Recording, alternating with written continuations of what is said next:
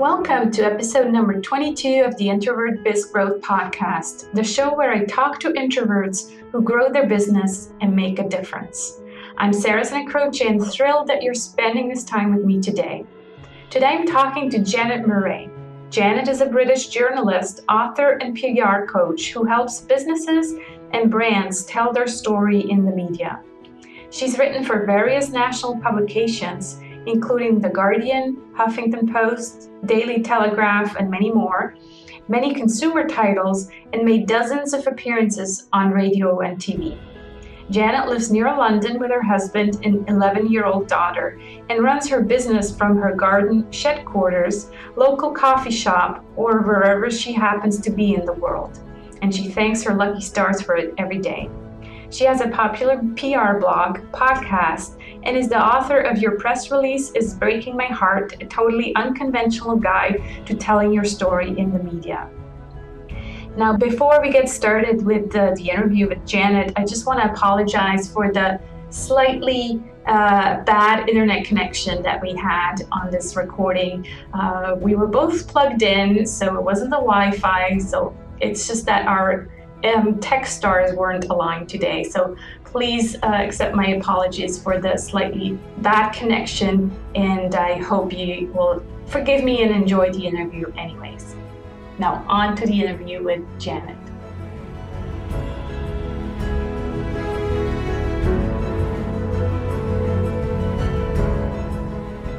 Hi Janet, how are you today? I'm good, thank you. Excellent. Well, thanks so much for taking the time to talk to me. I'm really excited to have you on my podcast. So as you know, this is a podcast for introverted business owners, and you were kind of referred to me as being an introvert. So besides your official bio, why don't you tell us a little bit about yourself that maybe my introverted audience can relate to? Okay, well, I would say I was an introvert with extroverted qualities and very extroverted qualities. So I do lots of public speaking. I've been in journalism for 16 years. So I've been very much used to being out there and having my writing out in the world and speaking and being on TV and radio. So I guess when people think about introverts, I'm not the kind of person that would come to mind, but I very much feel like I can turn it on. Basically, I'm quite a quiet, introverted person. I like spending time on my own, and I do get very exhausted by spending time around people. I love people, and obviously as a journalist you don't go into that career if you don't love people and are genuinely kind of excited by people. But I find I get drained by big events and parties, and when I spend a lot of time with people, I just want to be on my own. So I can totally turn it on when I need to, and I probably appear like an extrovert, and if I say to my friends that I'm an introvert, a lot of them laugh. Wow, yeah. I definitely feel like I'm an introvert. I think that's a very unique kind of path that you've chosen, because it's true that when you hear journalists, well, you obviously think, oh, it's got to be an extrovert. Otherwise, how do you do your work talking to people all day long? So it's interesting. Did you always know you were an introvert, or did that come over time, maybe, that you realized, actually, I'm quite exhausted after talking to all these people all day long? Well, I was a painfully shy child, and I really, really struggled as a child. I used to just get so nervous about social interactions. And one of the biggest problems I had when I was a child is that I used to just burst into tears so easily. Mm-hmm. And literally, I remember my dad used to buy me these old annuals to look at from secondhand shops. And I remember reading this article in this old annual, which was a how-to article on how to stop yourself crying. And I remember just reading this article over and over again, because I was so sensitive that someone could say the slightest thing to me and I would just burst into tears. And when I was about 8 or 9, I was quite badly bullied at school, sort of emotionally bullied at school, and it just kind of left me in a bit of a mess, really. And I really had to learn to harden up. was very sensitive, quiet. I was very shy. And really the only way out of that situation was to learn to be harder, I think, and to learn to be confident. And I think it helped that I always loved music and performing arts. So from quite an early age, I acted and I played musical instruments, and I would quite happily get up and perform on my own and things like that because I just loved it so much. And I kind of enjoyed the spotlight. It's really kind of weird, really. I enjoyed the spotlight, but I think I had to really teach myself those things, and I had to almost harden myself up because I was just such a sensitive child. Right. So maybe going into journalism was kind of like medicine for what you were suffering from, and kind of like, I'm going to show you that I can do this and stand in front of thousands and thousands of people, or being on TV. And yeah, and I think my mum always used to say to me that I was quietly confident. So even though I was shy, I wanted to do things. So I would still kind of force myself to put my hand up and volunteer for things, even though I found it hard, because I just wanted to act. I wanted to do music. And the other thing is I've always been curious about people. And my uncle said to me recently, he said, one thing I remember about you from when you were a child is that you always could tell a good story, and you'd come in and you'd tell a story about somebody that you've met or something that had happened, and you're always a good storyteller. And I think that's an essential part of being a journalist. You've got to love stories, you've got to love people, you've got to genuinely be quite nosy.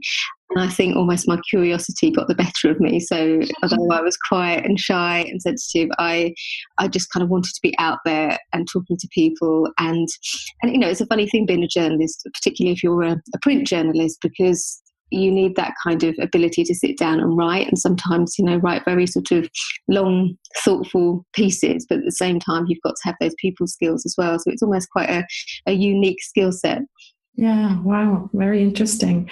Let's talk a bit about your business model now. A journalist, to me, is still a very traditional business model, but you've taken it pretty much online as well. So since most of my listeners are in this online sphere, can you maybe tell us a little bit how you approach journalism today and how you generate revenue for your business? Okay, so I've used a problem that I found as a journalist and turned it into a business. So in 16 years of journalism, I noticed something very early on, and I noticed that most people were terrible at pitching journalists. So I would get these dreadful emails from people, these dreadful press releases from PR companies, all vying for space in newspapers or magazines that I was writing for, and they were just so dreadful. And I thought to myself, if these people don't know how to get the attention of journalists, then perhaps I can teach them how to do it. So I worked for many years as a freelance journalist, writing for national titles in the UK, like The Guardian, Telegraph, Independent, places like that.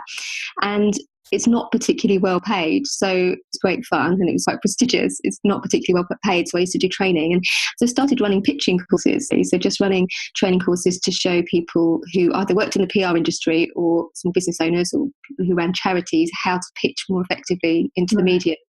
That grew into other kinds of training, and I do writing training as well.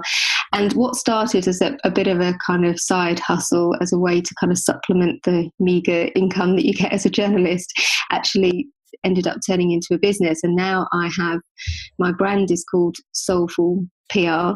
And I basically teach primarily business owners how to tell their story in the media, and I do it in a variety of ways. So I've got a blog in which I share sort of tips and how-to articles on how to do this. I've got a book called Your Press Release is Breaking My Heart, which is basically a guide to how to tell your story in the media. I've got a podcast, which is the Soulful PR podcast, and various kind of free offerings. And then I've also got a membership community, which is the Soulful PR Business Club at the moment, but it's changing a little bit in the new year. I run live events where I get journalists to come along and talk about what they're looking for. So I'm going to one tonight, actually, as we're recording this, with the features editor of Marie Claire magazine here in the UK. And I also run bigger live events. So I train people in everything from how to get in the press, but also writing and marketing and sort of associated things. I've also got products as well now. So I've just created a media diary for 2017, which has got awareness days on it and key events that people can use to try and come up with ideas to pitch into the press. So I've created, from something that started like a little kind of side hustle, has turned into this kind of business with various streams of income. Wow, that's wonderful. You're my poster girl for different kind of revenue models. That's exactly what my audience is looking for, is like, how do you grow a small business into not a huge business, because you might have a small team, but it's just that you have all these different side incomes that generate revenue for you. I especially like the membership idea. That's something that's really nice, because it's an ongoing revenue, right? Where you still have to put work into it, but it's mostly the setup that takes a lot of time. And I use content from my live events. So, for example, my membership community, they get access to the videos. So the video of the Mary Claire editor tonight, that will go into my membership community. So people who don't live near London, because that's where I hold them, they will still get to see that and obviously benefit from that. And I use a lot of content that I've created in other parts of my business for the membership. So it does kind of all sort of feed itself. And actually the membership community, if you're an introvert, I've been pondering this a lot recently, actually, thinking about next year, that I find I do one-to-one coaching as well, and I do group coaching, but I find that really, really exhausting. And I'm realising that I am much better, or I just feel much better if I'm doing one-to-many. So helping people in a membership community actually works with my personality better, and I think that might be a better model coaching. You can find it really, really, although I love it and enjoy it, but I find it really, really exhausting. Yeah. I think you're right. It's that draining that kind of is common to introverts when you have to do anything like coaching. For me, coaching is okay when it's one-on-one, but it's mostly like group coaching or maybe speaking. So I guess since you're doing so many live events already, then I guess you need a break, and that's where the membership site is probably a better break than adding on top of speaking, adding the private coaching. So I love my favorite thing ever is I've got a really big Facebook group, which is the Soulful PR Facebook community, and my favorite thing ever is just being in there, like helping people and listening to what problems they've got and offering suggestions and sharing my content, and being in my membership groups as well. I just really love that, and being able to do that online is so much better for my energy. When I do, if I do an afternoon of one-to-one coaching calls, I'm like exhausted by the end of it. Yeah. It's interesting, and I think for you, it's mostly because you are so active already, outside of your home office, maybe because you have these speaking events and stuff like that. So it makes a nice mix. Wonderful. Well, I think we've already talked a lot about your strengths, superpowers, like I call them, introverted superpowers. But what would you say is your biggest superpower as an introverted entrepreneur? I think it is that thing, being able to make connections with people online and build relationships with people online. And I think if you are an introverted sort, often that feels much better. I mean, I do it fairly well in person as well, but I think on a daily basis, I actually started out as a school teacher. I did that for 3 or 4 years. I found that really draining, because obviously you're building personal relationships and it's all about personal relationships. But when you're face to face with people every day, I think my superpower is doing that online. Yeah. You think that has to do with empathy? Or introverts tend to be really good at empathy. Yeah, and I think I'm kind of generally, I don't always get it right, but quite sensitive to needs and how to respond to people, particularly if people are kind of new to PR and promoting themselves and they feel, a bit vulnerable asking questions. I think I'm quite good at kind of creating a culture where no question is too silly to ask, and it's fine to ask anything and to feel supported with others around you. Yeah. What about the challenge that you think is related to your introversion? I think I struggle a bit to work in teams. So I have a small team of people who help me, all contractors, and I struggle with that. I struggle with, I don't struggle with being a leader, but I like working with people who are quite I tend to try and hire people who I can explain to them what I want them to do, but they're confident enough to do that on their own without asking me questions all the time, because I'm just not great at that, when you're a boss and people are kind of asking you questions, and so what works best for me is just finding people who can take initiative and don't need to come and ask me and get me to hold their hand every step of the way, because I do find that quite hard. How do you think that's related to introversion? I think it's because I like spending time on my own working, and I don't like being interrupted. So when I've had, in the past, I had a sort of physical office and I had some staff working with me, and I just found I got nothing done, because every 5 minutes someone was asking me something like, if I'm running an event, like what sandwiches should we order? And I really don't care, I trust you to go off and order whatever food, we've had an initial conversation about it. I trust you to go off and organise all of that. But I found that I was constantly being interrupted all the time. It just didn't work for me. And I've mainly been freelance through my journalism career, but I occasionally go and cover for an editor at The Guardian.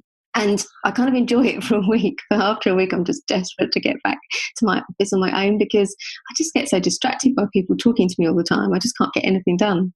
Right. Yeah, so it's that need for just focus and going into your head and actually, getting work done without the interruption. Yeah, and just that need for space and time alone, I think. Mm-hmm. Yeah. Excellent. Well, can you take us to an aha moment where, just this moment, some time in your career where you all of a sudden you realized, everything kind of made sense all of a sudden?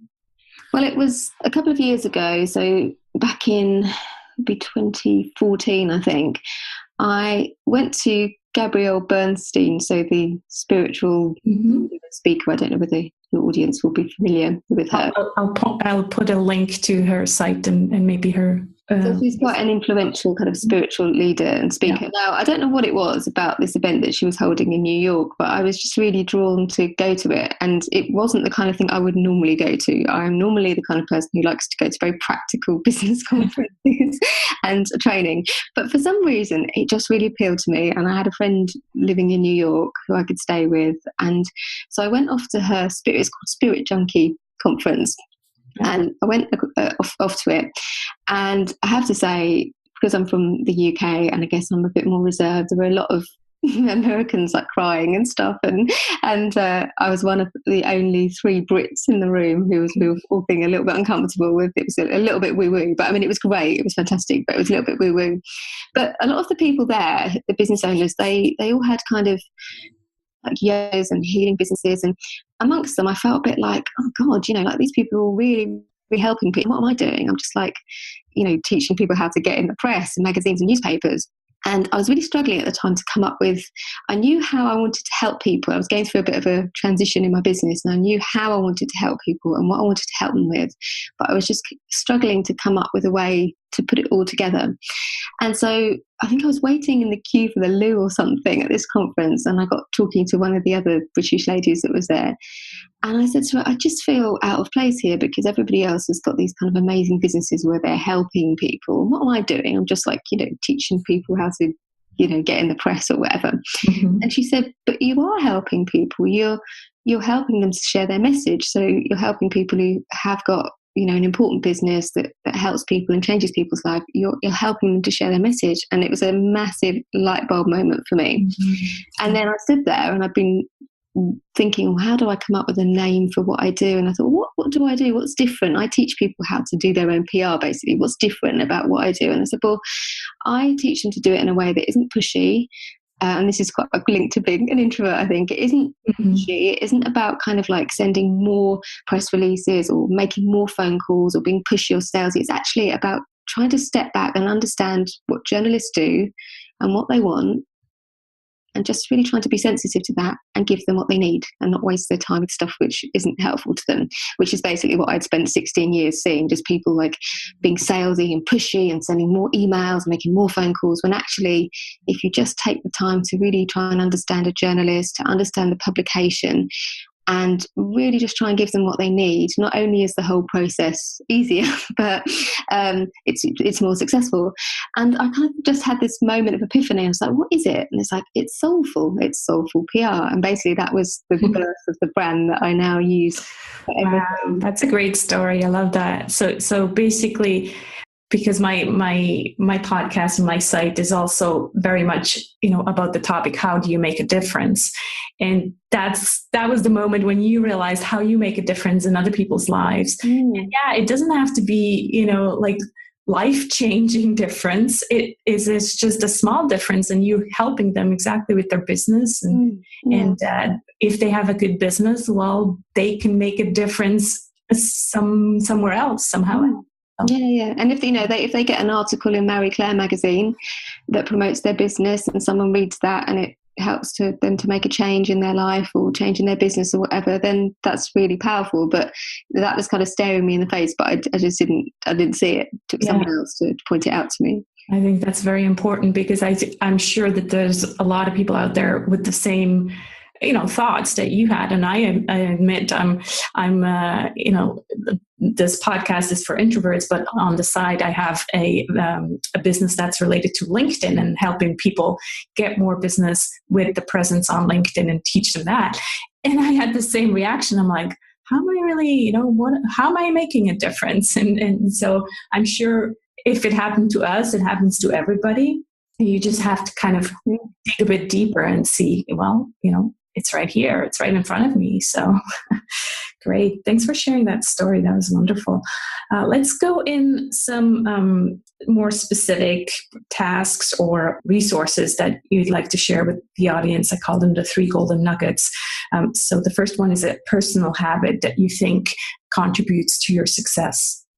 Well, I try to make a pitch every day. So I try to sell an idea into the media, or it might be just pitching somebody to come on my podcast. It might be pitching to go on somebody else's podcast, but I try and make that a daily habit, because I think if you get out of that habit, then it can become really difficult. But if you just sort of say to yourself every day, then I'm going to make some kind of pitch to somebody that involves me getting maybe a little bit uncomfortable and putting myself in that space where somebody might say no to me, then it just becomes a great habit that it's almost harder not to do it rather than kind of skip off.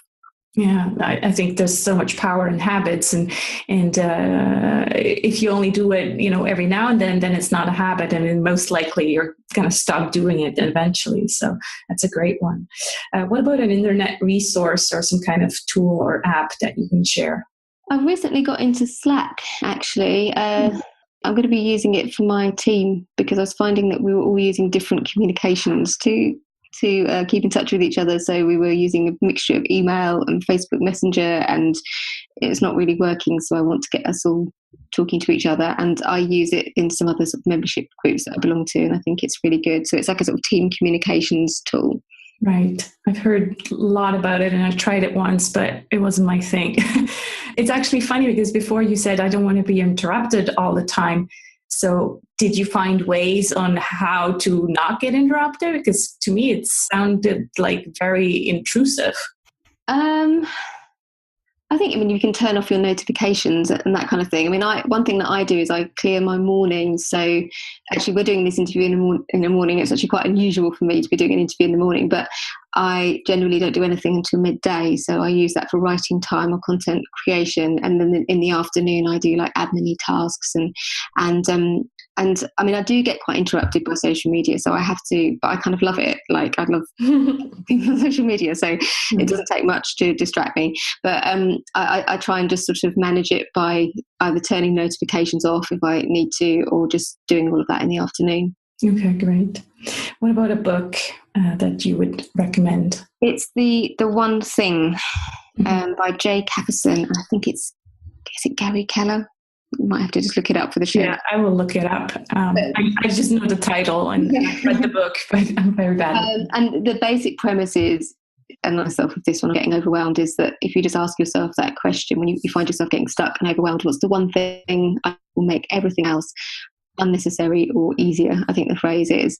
And I think it can be just such a grounding phrase when you find yourself trying to do too many things at once, which is a big problem that I have. Mm-hmm. Yeah, I think we all have. So I'm using this business planner from Leonie Dawson. Oh, yeah.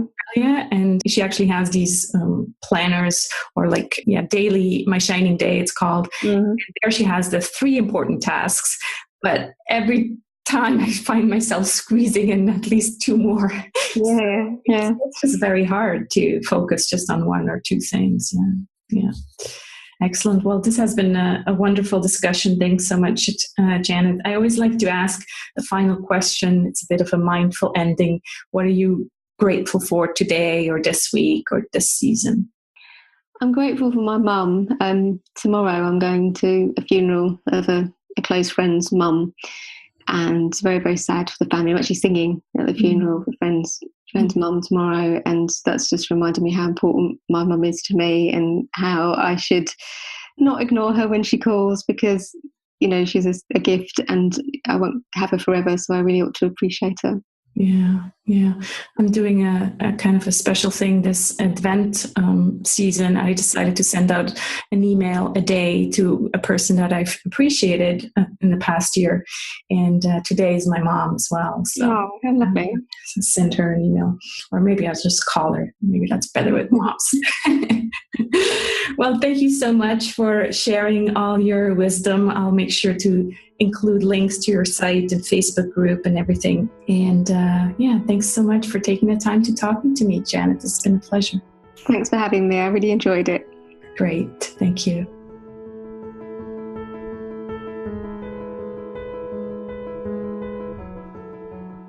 Make sure to check out Janet's website at janetmurray.co.uk, or go to her Facebook page at facebook.com/Janet Murray UK.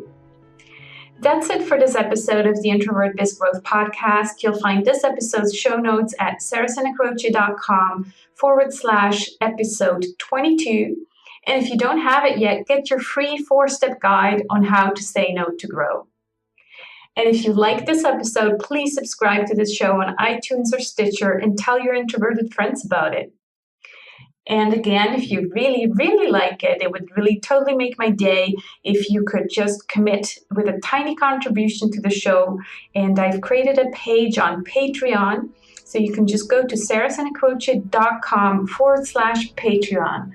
Even just 50 cents per show would just kind of give me the motivation to keep producing these episodes in 2017 and create that content for you that I really enjoy making. But as you probably know, as a business owner, it does take time. It does also mean that I need to pay my podcast editor, and so the average cost of an episode is between $70 and $100. So any kind of small, tiny contribution you can make would really make my day. Thank you so much. I'll talk to you again in 2 weeks. I know it seems long, but time flies and pre-excitement is half the experience. Talk to you soon. Bye-bye.